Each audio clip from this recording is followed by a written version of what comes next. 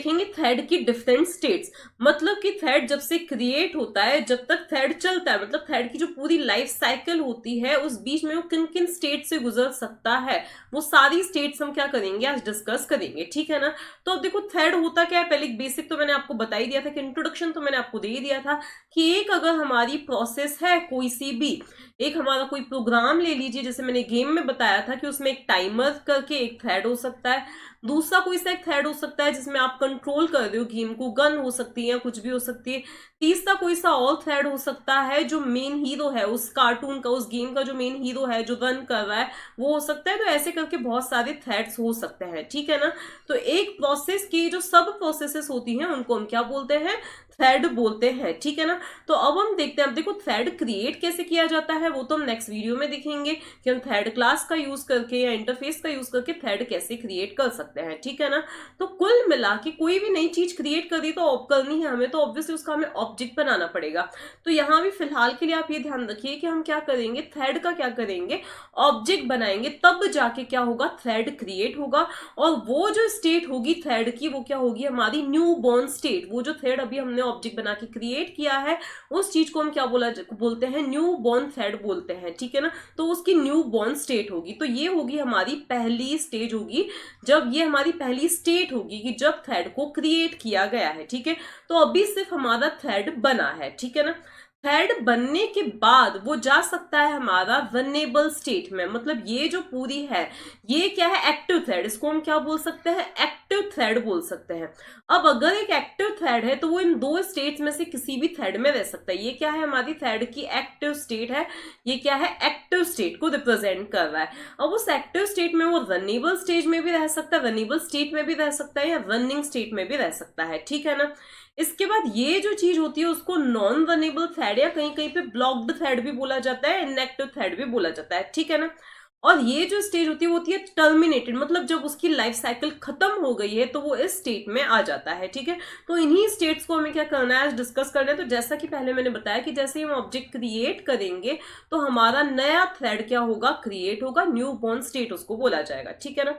उसके बाद में हम क्या करते हैं, थ्रेड पर स्टार्ट फंक्शन को कॉल करते हैं, मतलब वो जो अभी हमने थ्रेड क्रिएट किया उस पर स्टार्ट फंक्शन को हम कॉल करते हैं तो थ्रेड स्टेट में आ जाता है, ठीक है ना। अब रनेबल और रनिंग इन दोनों के बीच में डिफरेंस क्या होता है हम वो समझते हैं, ठीक है ना। अब देखो मान लीजिए कि आप लोग ना वाइवा देने के लिए 50 स्टूडेंट्स पहले बाहर आप वेट कर रहे हो।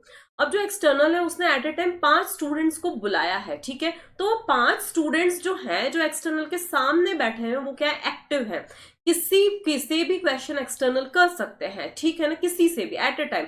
मूड हुआ तो फर्स्ट वाले से किया, मूड हुआ तो थर्ड वाले से किया, किसी से भी एक्सटर्नल क्वेश्चन कर सकते हैं। इसका मतलब आपको उस टाइम पे एक्टिव रहना है, ठीक है। अभी अगर एक्सटर्नल ने जो क्वेश्चन किया है वो थ्रेड नंबर T2 से किया है, अभी T2 और एक्सटर्नल का कांटेक्ट चल रहा है, तो हम क्या बोलेंगे कि T2 जो है वो रनिंग स्टेट में है, ठीक है। और बाकी जो थ्रेड्स हैं, बाकी जो चारों थ्रेड्स हैं वो रनेबल स्टेट में है, एक्टिव तो है ही, ठीक है ना, तो वो क्या है, रनेबल स्टेट में है। तो हम ये कह सकते हैं कि सीपीयू जिस पर अभी करंटली वर्क कर रहा है वो क्या होते हैं, रनेबल, वो वाला थ्रेड क्या है, रनेबल स्टेट में है, वो सॉरी क्या है, रनिंग स्टेट में है।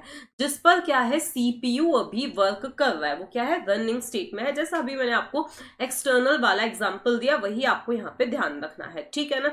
और बाकियों को अभी कभी भी सीपीयू, जैसे मैंने आपको बताया था कंटेक्स्ट स्विचिंग होती है, थोड़ा टाइम T1 को दिया, थोड़ा T2 को, फिर T3 को, T1 T2 T3, इस तरह से टाइम क्या होता है, डिवाइडेड रहता है। तो अभी अगर जो सीपीयू है T1 पे काम कर रहा है तो T2 और T3 किसमें है, रनेबल स्टेट में, और T1 रनिंग स्टेट में। अभी अगर सीपीयू T2 पे काम कर रहा है तो T2 रनिंग में और T1 और T3 कहाँ पे है, रनेबल स्टेट में है, ठीक है ना। तो ये तो हो गया कि एक्टिव थ्रेड इन दोनों में से किसी भी स्टेट में रह सकता है, ठीक है ना।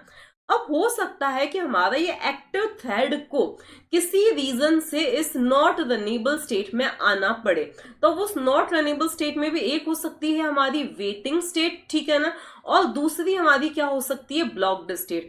वेटिंग स्टेट भी वैसे दो तरह की होती है, एक होता है हमारा टाइम्ड वेटिंग और दूसरा क्या होता है, सिंपल। दूसरी जो है वो हमारी सिंपल वेटिंग स्टेट हो सकती है। टाइम्ड वेटिंग का मतलब क्या होता है कि अगर मैंने किसी थ्रेड को 3 सेकंड के लिए स्लीप करवाया, आगे अभी अब सारे मेथड्स हम डिस्कस करेंगे, जैसे मैंने बोल दिया स्लीप मेथड का यूज किया है और यहाँ पे लिख दिया 1000, मतलब मैं मिली सेकेंड्स की बात कर रही हूँ, ठीक है ना।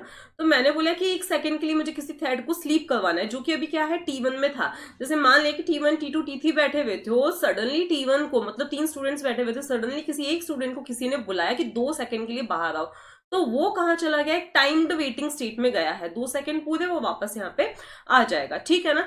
तो किसी भी रीजन से थ्रेड को क्या करवाया जा सकता है, टाइम्ड वेटिंग या वेटिंग स्टेट में भेजा जा सकता है, ठीक है ना। तो ये हो जाएगा हमारा वेटिंग। इसके लिए हम स्लीप, वेट, ज्वाइन, इन सब मेथड्स को हम डिस्कस करेंगे, ठीक है ना।